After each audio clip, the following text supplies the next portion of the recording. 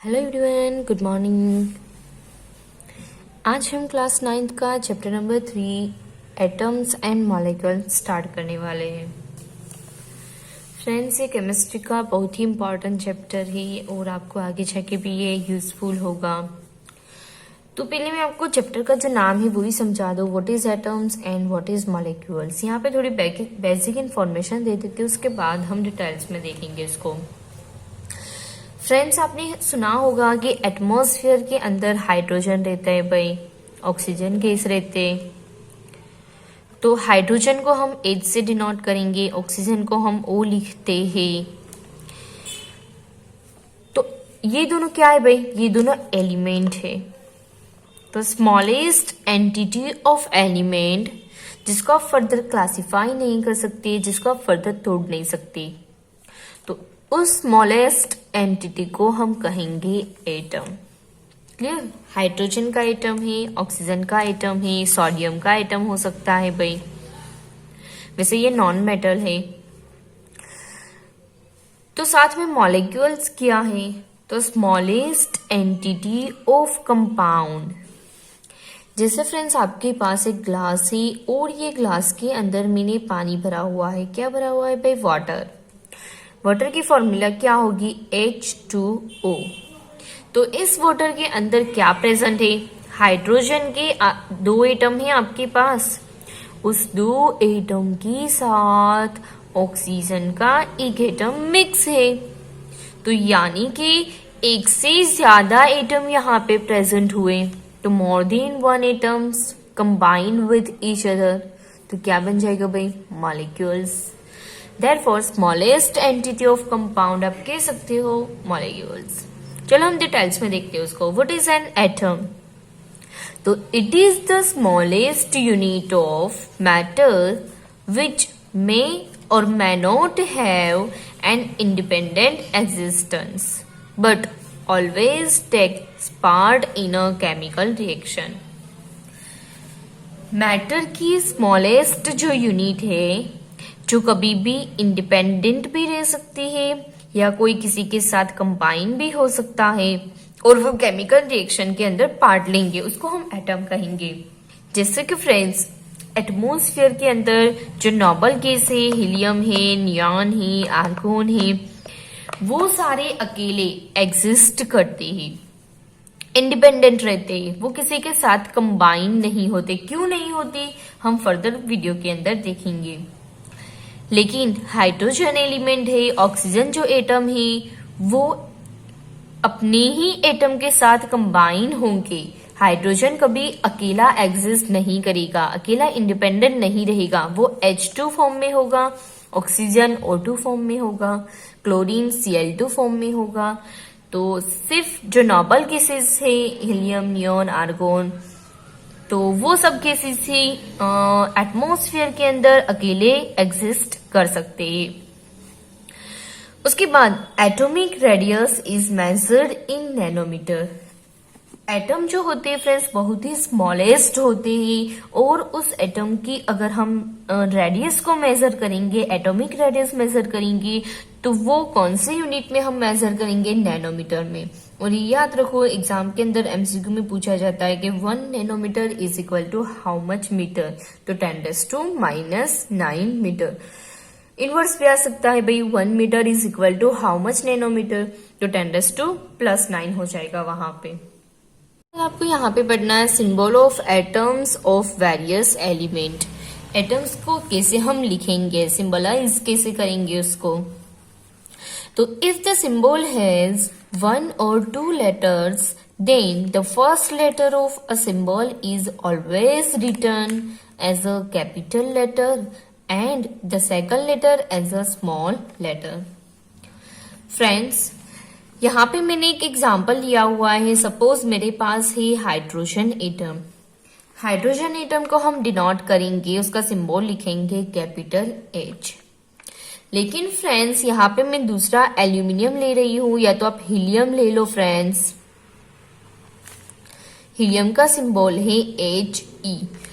तो जब कई सारे एलिमेंट ऐसे हैं कि जिसको हम उसके फर्स्ट लेटर से डिनोट नहीं करेंगे, फर्स्ट एंड सेकंड दोनों लेटर से डिनोट करेंगे।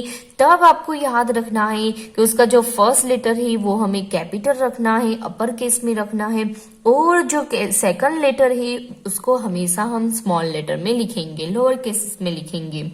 यहाँ पे आप HE लिखोगे या A एंड L कैपिटल लिखोगे तो वो आपका फ्रेंड्स गलत हो जाएगा, वो सिंबल आपका गलत हो जाएगा। किसी अनपढ़ ने लिखा होगा, ऐसे लोग समझेंगे।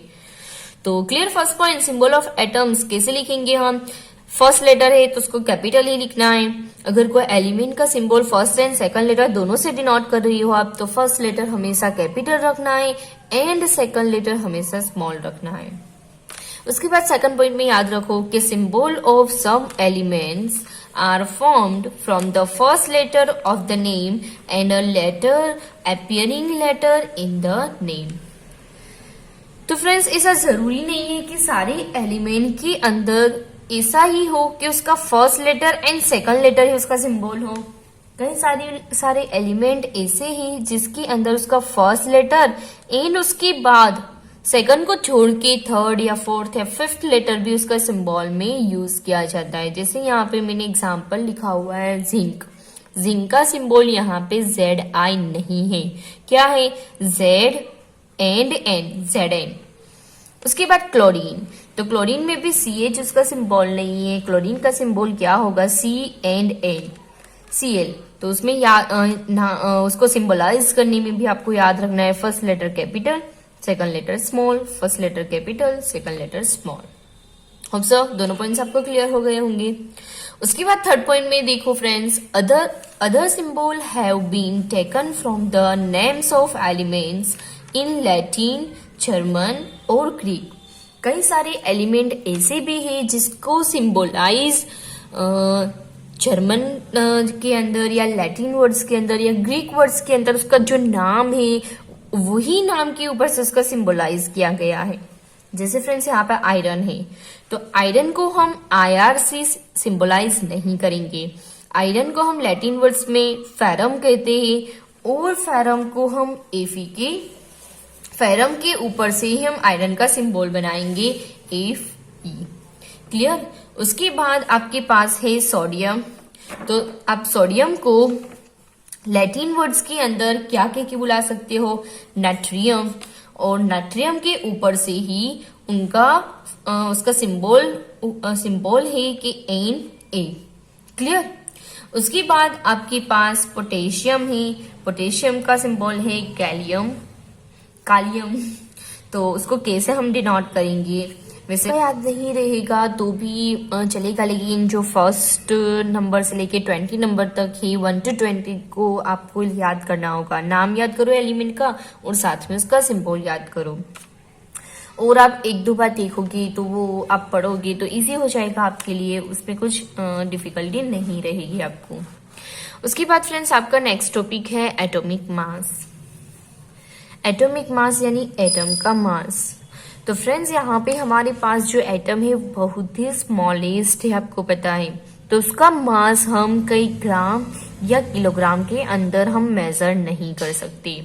तो किस पे मेजर करेंगे? AMU। AMU का फुल फॉर्म क्या होगा?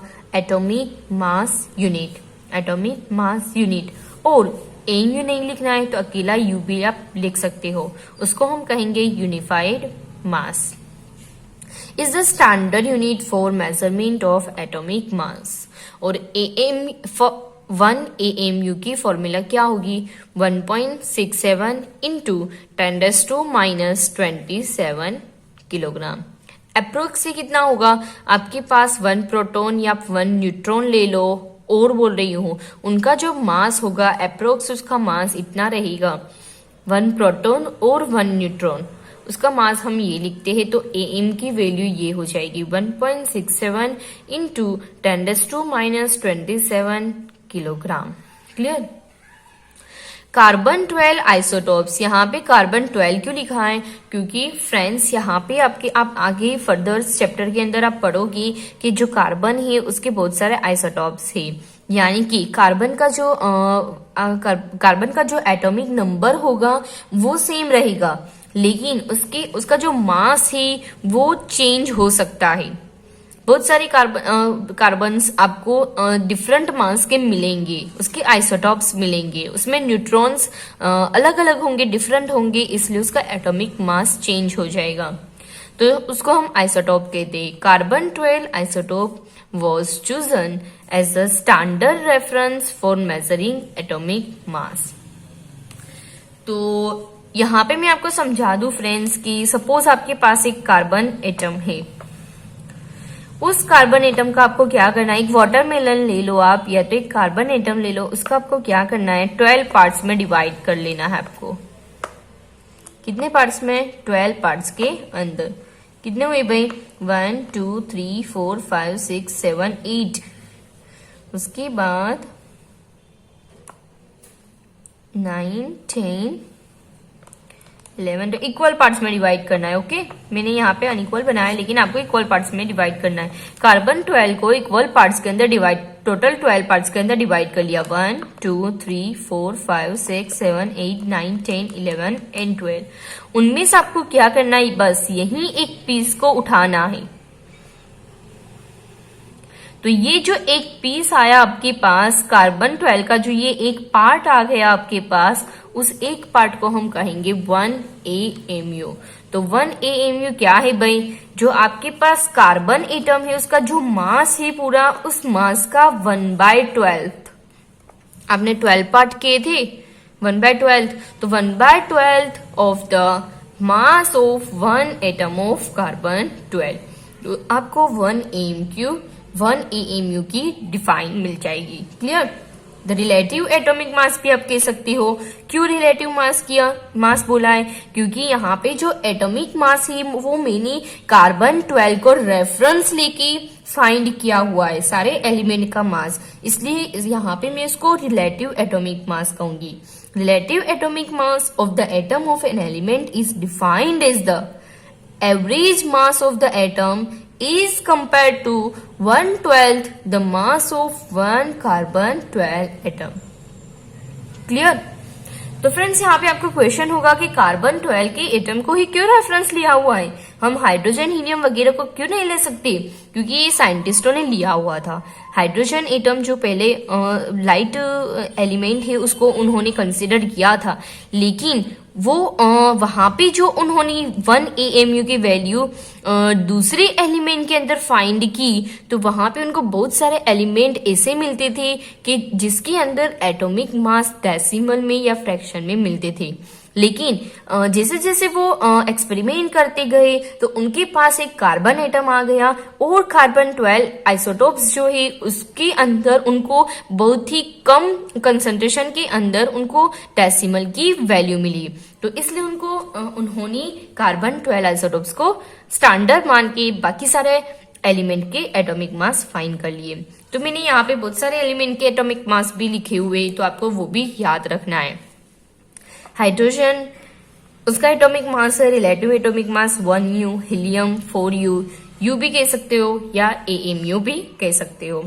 Carbon 12U, nitrogen 14U, oxygen 16U, sodium 23U, magnesium 24U, aluminium 27U, वैसे आयरन है तो 56, पोटेशियम है आपके पास तो 39, जिंक है तो 65, कैल्शियम है तो 40। बहुत सारे ऐसे एलिमेंट है जिसका आपको एटॉमिक मास भी याद रखना है, जिसका आपको बार बार यूज आता है। वैसे एलिमेंट मैंने यहाँ पे लिखे हुए और आप यही पढ़ लेना, यही लर्न कर लेना, तो आपके लिए इजी हो जाएगा।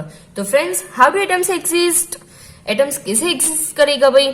Atoms of most element are not able to exist independently. Atoms forms molecules and ions. These molecules or ions aggregate in large numbers to form the matter that we can see, feel or touch.